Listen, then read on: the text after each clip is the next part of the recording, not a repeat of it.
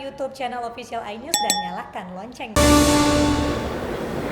Pemirsa, teror terjadi di rumah Ketua Umum Persaudaraan Alumni 212 Slamet Ma'arif di Cimanggis, Depok, Jawa Barat. Kaca rumah Slamet Ma'arif pecah usai dilempar orang tidak dikenal yang terekam kamera pengawas.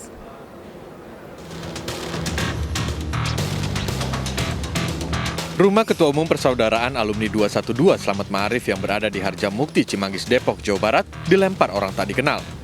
Sebelum melempar, 4 orang yang berboncengan melewati rumah Slamet Ma'arif dan kemudian memutar balik. Usai putar balik, salah satu pelaku melempar batu ke arah rumah Slamet Ma'arif. Akibatnya salah satu jendela rumah Ketua Umum Persaudaraan Alumni 212 pecah berantakan. Peristiwa pelemparan terjadi dini hari tadi.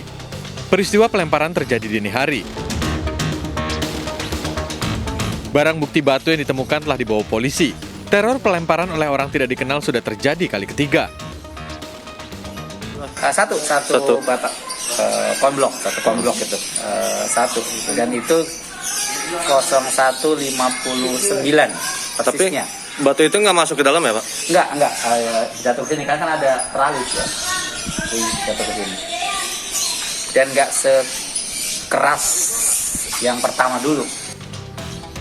Pihak kepolisian belum memberikan pernyataan terkait kasus ini karena masih melakukan penyelidikan. Pemirsa, surat wasiat yang ditinggalkan terduga teroris baik pelaku bom bunuh diri di Gereja Katedral Makassar maupun pelaku penyerangan Mabes Polri memiliki banyak kesamaan. Dalam surat wasiat yang ditinggalkan terduga teroris Makassar, pelaku menitip pesan kepada ibunya agar tidak meminjam uang di bank. Alasannya karena uang di bank itu riba dan tidak diberkahi Allah.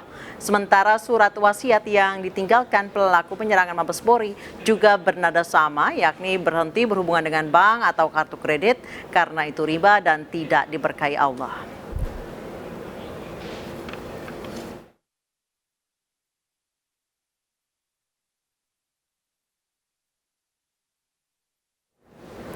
Pemirsa, ada beberapa kemiripan antara surat wasiat yang ditinggalkan oleh pelaku bom gereja katedral dengan pelaku penyerangan ke Mabes Polri. Dan dua-duanya ini usianya sama, yaitu sekitar 26 tahun. Untuk membahas terkait surat wasiat yang ditinggalkan oleh para pelaku teror, kita sudah terhubung dengan Joyce Manurung, ahli grafologi, dan Al Haidar, pengamat teroris. Selamat malam Kak Joyce dan Pak Haidar. Selamat malam, Mbak Anissa. Baik, saya ke Pak Haidar terlebih dahulu. Dua-duanya pelaku berusia 26 tahun, bisa dibilang milenial, lahir tahun 95. Sejauh ini apakah teroris atau kelompok radikal ini memang menyasar milenial? Iya, memang dari dulu ketika terorisme ada sejak tahun 2000 di Indonesia, tahun 99 ya sebenarnya. Itu memang sudah menargetkan kaum muda sebagai prajurit bagi mereka, prajurit dengan tanda petik ya. Dan mereka menganggap bahwa anak-anak muda itulah yang dianggap lebih pas, lebih siap, dan kemudian lebih mudah dicekoki dalam pengertian bahwa ilmu pengetahuan agama mereka sangat kurang, sangat sedikit, sehingga bisa diisi dan dimonopoli dan sekaligus dibajak pemahaman keagamaannya oleh kelompok teroris ini. Dan kemudian anak-anak muda itu biasanya mengalami kekeringan spiritual, dan kekeringan spiritual ini kemudian diisi juga oleh kelompok teroris ini dengan diiming-imingi untuk ablution, untuk pengampunan dosa itu harus melakukan serangan-serangan dalam bentuk jihad, dan jihadnya adalah jihad meledakkan diri atau istishhad atau istimata.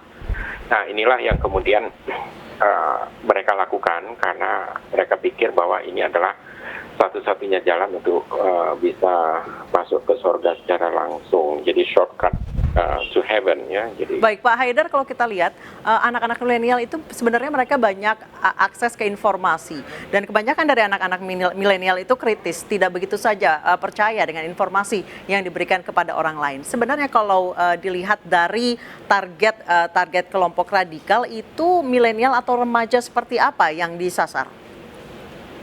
Ya, milenial dengan pengetahuan agama yang sangat kurang dan dengan kekeringan spiritual yang akut ya.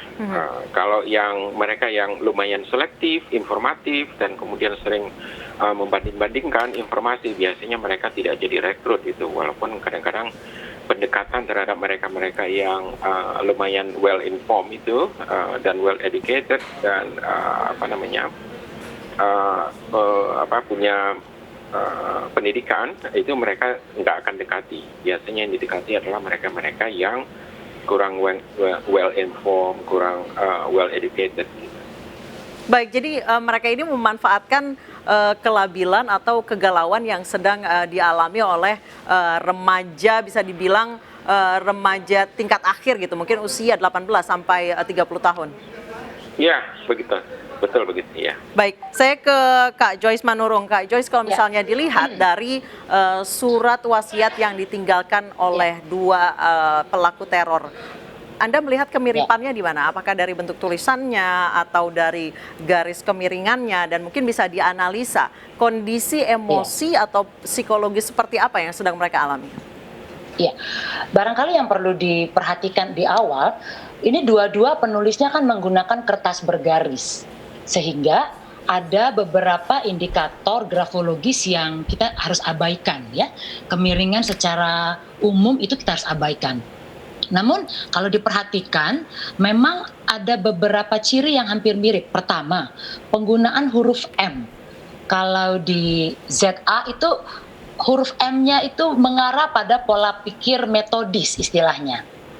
Nah, itu juga muncul pada teroris di Makassar yang juga memiliki huruf M yang memiliki ciri yang sama. Artinya pola pikir metodis ini orangnya berpikir sistematis, satu step by step begitu ya, dan ada pertimbangan untuk masuk ke step berikutnya. Namun yang menarik kalau kita melihat dari pola pikir metodis ini, pastinya ada unsur-unsur lain, karena ternyata di tulisan di teroris yang Makassar, dia tidak hanya metodis tapi ada unsur investigatif. Jadi orang ini memang berpikir dengan tahap demi tahap, namun tidak mudah percaya dengan sebuah informasi. Dia akan memiliki keyakinan ketika mengalami dengan cara mendengar, melihat, dan sebagainya. Jadi perbedaannya sedikit di situ. Lalu berikutnya, kalau kita perhatikan, keduanya punya unsur instability, saya bilangnya unstable lah. Ketidakstabilan dalam kematangan emosi. Contoh yang pertama ditampilkan oleh ZA. Kalau kita bicara soal baseline dalam sebuah tulisan tangan, umumnya kematangan diperlihatkan dengan baseline yang relatif konsisten. Nah, ini cenderung ada yang naik, kemudian rata, kemudian turun lagi. Itu menandakan memang tingkat matangnya belum optimal. Nah, kalau kita lihat pada teroris yang ada di Makassar, kita lihat dari kemiringan tulisannya.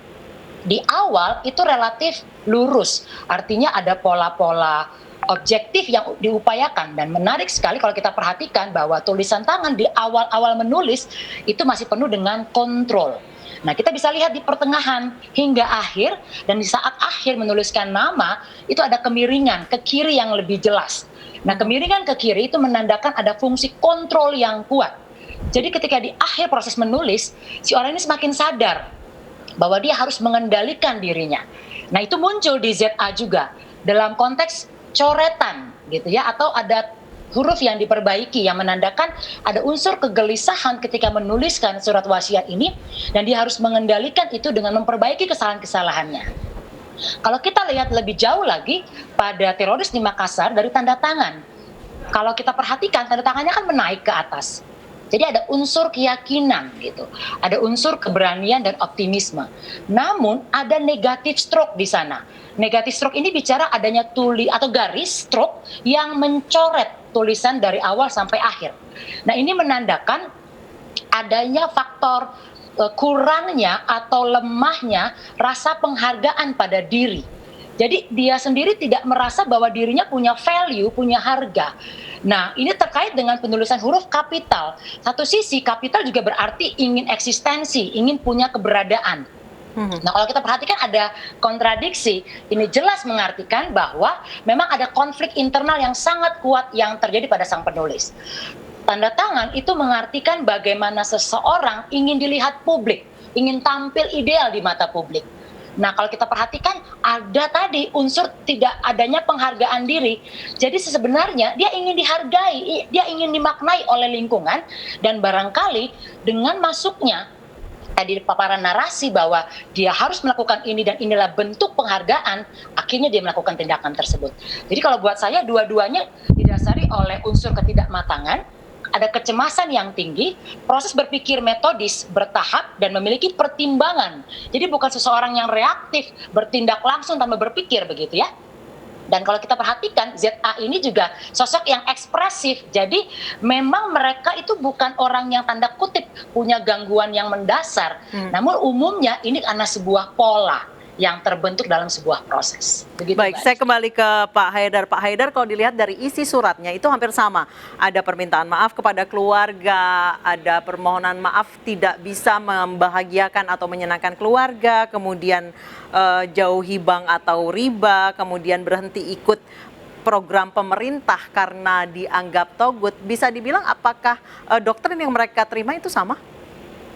Ya, doktrinnya memang seperti itu. Jadi mereka anti demokrasi, kemudian anti pemilu ya, kemudian anti riba, anti sistem ekonomi kapitalisme, kemudian juga mereka anti dan punya sentimen ya anti Kristen atau Kristofobia. Dan biasanya tidak hanya Kristofobia, tapi juga anti terhadap pemeluk-pemeluk agama lain. Bahkan karena ideologi mereka adalah ideologi takfiri, itu juga mereka anti terhadap orang-orang Islam yang dianggap tidak berbuat apa-apa. Dan cuman mereka yang dianggap sebagai kelompok yang sudah berbuat untuk memenangkan agama. Gitu. Jadi memang mereka itu pada dasarnya adalah orang yang menyerap atau menafsirkan agama dengan cara mereka. Jadi kalau permintaan maaf kepada orang tua itu sebenarnya masih ada penghargaan sedikit kepada orang tua. Tapi biasanya ada yang mengkafirkan orang tua. Ada yang menganggap bahwa orang tuanya itu sudah tidak Islam lagi. Dan oleh karenanya biasanya sering mereka tidak lagi berterima kasih atau meminta maaf kepada orang tua. Kalau ini masih ada yang meminta maaf ya, masih lumayan lah. Kita juga belum ketemu surat wasiat dari istrinya Lukman, yaitu Dwi.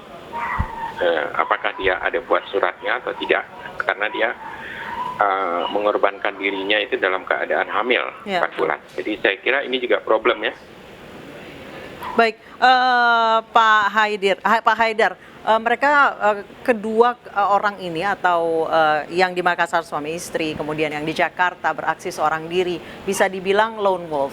Mereka ini memang direkrut atau memang mencari tahu soal Islam radikal ini melalui internet yang memang di sana sangat banyak tersedia dan bisa membrainwash orang? Ya, karena kemudahan untuk Google ya sekarang ya menyediakan kemudahan untuk semua orang agar bisa mengakses informasi dari berbagai sisi. Tapi orang yang mengakses informasi itu kemudian tidak melakukan seleksi. Jadi tidak selektif itulah yang mengakibatkan mereka pada akhirnya jatuh pada searching pada bahan-bahan yang di mana tidak ada filter ya. Beda antara internet yang ada di Indonesia dengan internet yang ada di Malaysia atau Singapura misalnya. Jadi baik, Pak Haidar, kalau misalnya dilihat dari kedua surat wasiat yang ditinggalkan oleh pelaku, keduanya memohon maaf kepada keluarga, pada intinya belum bisa membanggakan pihak keluarga. Apakah ini celah-celah yang memang dicari oleh kelompok teror, mereka yang merasa tidak punya penghargaan diri dan lain sebagainya, ini menjadi sasaran? Ya, betul. Itu yang disasar karena memang dalam usia muda itu kan mereka belum lulus, belum komplit ilmunya, belum bisa mandiri, belum bisa mendapatkan kerja karena belum ada diploma. Jadi saya kira memang itu yang sengaja mereka rekrut yang sedang sangat labil, yang tidak pasti tentang masa depannya. Jadi mereka daripada nanti juga semakin suram masa depannya, lebih baik mereka memilih jalan bunuh diri itu untuk kemudian mereka menganggapnya itu akan masuk surga. Baik. Dan itu akan memberikan syafaat kepada keluarganya. Baik, terima kasih Pak Haidar, pengamat teroris, dan Kak Joyce Manurung, ahli grafologi, telah bergabung bersama kami di Sama-sama. iNewsroom.